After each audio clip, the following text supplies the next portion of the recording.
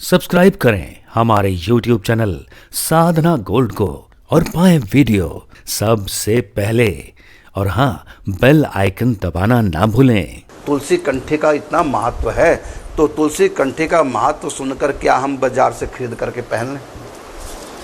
महर्षि, सबसे प्रथम इसका नियम तो यही है, ये शायद प्रश्न पहले भी आ चुका है। अच्छा, कई बार आगे, लेकिन लोग नए नए जुड़ते हैं ना। बिल्कुल महर्षि, जिस प्रकार महर्षि बाजार से तो मंगलसूत्र भी मिल जाता है, लेकिन कुंवारी लड़की बाजार से लेकर के स्वयं नहीं पहनती। सर्वप्रथम जो पहनती है तो पति ही उसको पहनाता होने वाला, जो उसका पति हो। बिल्कुल बिल्कुल। तो ऐसे ही कंठी का भी नियम है। ऐसे सिंदूर तो बाजार से मिल जाता है, लेकिन पहली बार तो पति ही धारण करेगा ना, उसके बाद फिर स्वयं धारण कर सकते हैं। तो सबसे पहले जो कंठी बनाते हैं वो गुरु से ही लेनी चाहिए, गुरु ही पहनाते हैं सर्वप्रथम कंठी। और गुरु भगवान का प्रतिनिधित्व करते हैं, भगवान की तरफ से गुरु पहनाते हैं।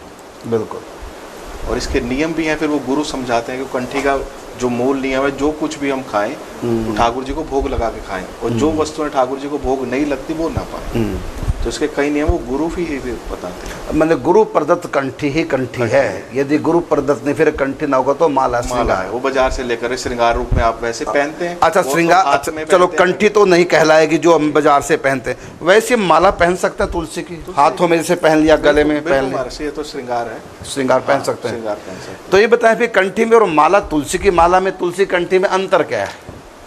जो आपने कहा कि कंठी तो नहीं पहन सकते, तो गुरु ही पहनाएंगे, लेकिन माला तो हम पहन सकते हैं तुलसी की। तो तुलसी की माला में गोभी गले में और कंठी भी गले में, और दोनों तुलसी की, दोनों तुलसी के मन के। तो फिर ये तुलसी की माला और तुलसी कंठी में अंतर क्या है?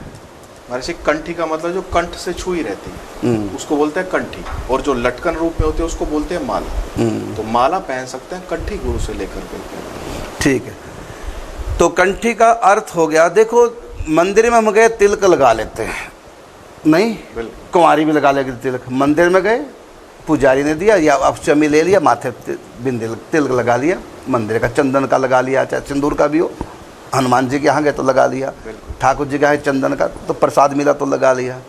और एक होती है सुहाग की बिंदी, जो पति की तरफ से ही होती है, पति के नाम से होती है। तो सुहाग बिंदी में और चंदन के तिलक में जितना अंतर है दोनों माथे पे लगते हैं और दोनों ही बिंदियाँ हैं, लेकिन अंतर है। एक भगवान के नाम से प्रसाद रूप में धारण कर ली, एक पति के नाम से। तो कंठी जो होती है वो गुरु की तरफ से, भगवान की तरफ से गुरु देते हैं, है ना, वो मंत्र से अभिमंत्रित करके, वो गुरु कंठी है।